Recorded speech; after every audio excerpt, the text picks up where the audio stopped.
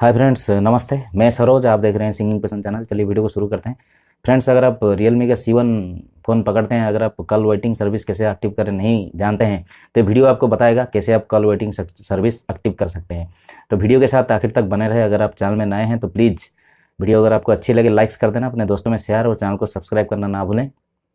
मैं आपके लिए ऐसे रिलेटेड वीडियोज़ बनाता रहता हूँ ताकि कुछ आपकी मदद हो जाए। अगर सही में आपको कुछ मदद मिले वीडियो से तो चैनल को प्लीज़ सब्सक्राइब करना, शेयर, लाइक्स, कमेंट्स ज़रूर करना फ्रेंड्स, मुझे इंतज़ार रहेगा।